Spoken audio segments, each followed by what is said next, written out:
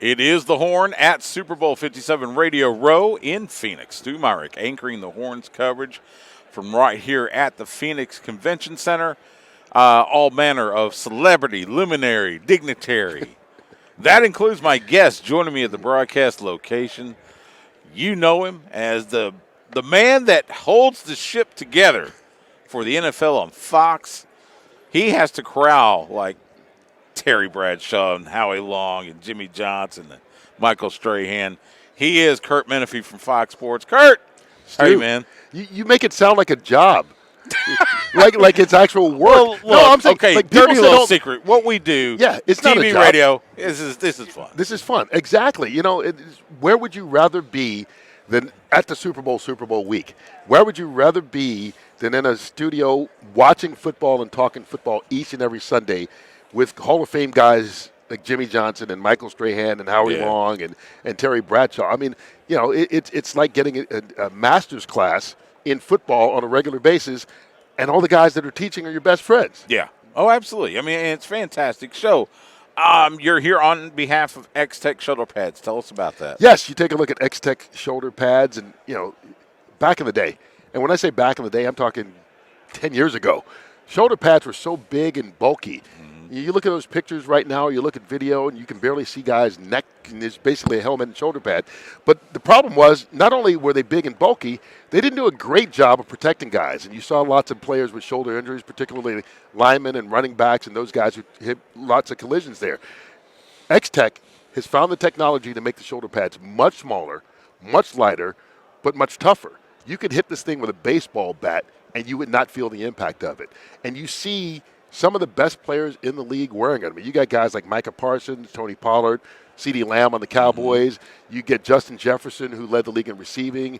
You get Nick Bosa, who led the league in sacks. Josh Jacobs, who led the league in rushing. All these guys are wearing these pads because they realize they have a choice. But I think more importantly than its performance and the fact that they're lightweight and they look good, they keep them healthy, which allows them to stay on the field, which allows them to put up those kind of numbers, which allows them to get paid. Right. But it's not just the NFL. It's the number one pad in the NFL. But high schools are wearing them. Colleges are wearing them. I know Garrett Wilson wears them, who's from Austin. From former Lake Travis Cavalier. I got to cover him so long. He wears them now, but he started wearing them at Ohio State because they have them there. And I know like Cedar Park, Arch Manning, who's going to Texas, he wears them. So this is something that guys realize can have an impact on how successful they are. Amazing. X-Tech shoulder pads. You can follow them on Twitter and Instagram at X-Tech pads. Let's talk for a second. And online at xtechpads.com. Okay, thank you. I thought there was a website, but I didn't want to flub it up. Before we get to Super Bowl, let's talk a little Cowboys. Yes, sir. 12-4. Second place in NFC East, which NFC East this year. And the next couple years, I think. Yeah, it's turned the corner. It was a gauntlet. It was just a gauntlet.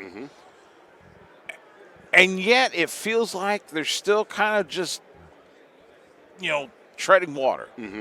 Mike McCarthy's still coach, but Kellen Moore is out as OC. Brian Schottenheimer is in.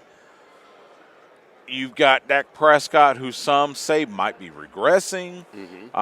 You've got the question at running back between Zeke and Tony Pollard. Just give me your kind of the global view from where you sit on what the Cowboys need to do to get over that hump next season. I think the thing is you say stagnating might be the word. They're not progressing. They haven't got to that next level. What does it take to get to that next level? I think they need more weapons. Like it's one of those things that you look and we can talk about. I still think they need another receiver. CeeDee Lamb's a good number one. There's really, the alternative hasn't worked out the way they hoped it had. Let's say it that way. At running back, I think Tony Pollard's something special. Yeah. But he broke his leg at the end of last year.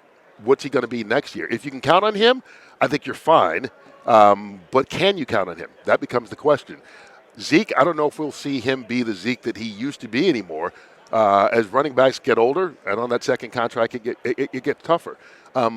Their offensive line, they did some drafting this year, and obviously injuries didn't help that situation. Right. But they've still got to improve. So I think that the problem is that the talent that a lot of people believe is on the Cowboys, offensively in particular, isn't necessarily there yet. So they need more weapons there. I think Mike McCarthy Kellen Moore and Mike McCarthy both, I won't say coexisted because it makes it sound like a bad thing, but Moore was there before McCarthy. Yeah. And they're trying to mesh their offenses together. Now this is going to be Mike McCarthy's offense. He's going to be calling the plays on Sundays. He's going to be working through everything during the week. I think Brian Schottenheimer is going to be a guy who kind of helps him implement his plan. They both grew up together in this business, started out in Kansas City together. And I can't remember either Mike was in Brian's wedding or Brian was in Mike's wedding, but they've known each other personally forever. Right. And so I think that will run smoother from an offensive standpoint, but they still need more weapons. Yeah. Yeah, I still think that getting rid of Amari Cooper was a mistake. I think so good. I think right now you look at it and you go, it probably was. Now, at the dollar value, that becomes the question. Are you able to go out and draft someone else who becomes that number 2 receiver or 1A or however you want to put it, and it costs you a lot less money? Yeah. So because that part of the problem is you can't pay everybody, and the Cowboys tend to pay people top dollar at every position, or try to. And at some point, that catches up to you. So you've got to keep the draft going. And I think, they've done a really good job of drafting overall. It's just they need to replenish the stock on offense. Yeah. Let's get Super Bowl 57, Eagles-Chiefs. Everything I've heard, this is going to be a battle in the trenches. It's offensive line, defensive line for both teams. And I think Philly's got the best offensive line in football and close to the best defensive line in football. We'll see, and that's what I'm thinking, because last time Kansas City was in Super Bowl against Tampa Bay had Patrick Mahomes running for his life. That was the difference. Yeah. Is that going to be could that be a copy this year? No, from that standpoint, I don't think, because I do think that the Chiefs' offensive line is much better than it was when they were here 2 years ago. When they lost to Tampa, as you said, Mahomes was running for his life. They went out and they started with drafting Creed Humphrey, their center, last year, who's now in his second year. But they rebuilt that offensive line, and I think it's a solid offensive line. So I don't think that pressure naturally is going to get there like it did with Tampa's front. But I do think they've got so many guys in Philadelphia, not just up front. Their linebackers, Hassan Reddick is unbelievable. Their secondary is so good that it's going to disrupt the timing, those kind of things. But I think the game will be close. I think it's going to be won by the fact that Philly's offensive line is just so good that Kansas City's not going to be able to stop them from doing what they want to. Okay. I think Philly can run the ball when they want to. I think that pass protection will be fine. I don't think they'll get a lot of pressure on Hurts or enough to make a difference. I'll say it that way. But I think that Philly's being able to run the ball behind that line will be the difference in this ball game, and that's probably why I take them in a very close game. I think it's a great matchup. I think it is too. Curt Menefee, Fox Sports, Super Bowl 57 pregame show at 1 p.m. Eastern. 1 p.m. Eastern. Noon Central on Fox. Check it out. They'll be getting you all sorts of ready for Super Bowl 57, the Titanic struggle between the Chiefs and Eagles. Curt, thank you so much. My pleasure, Stu. Good to see you. See you.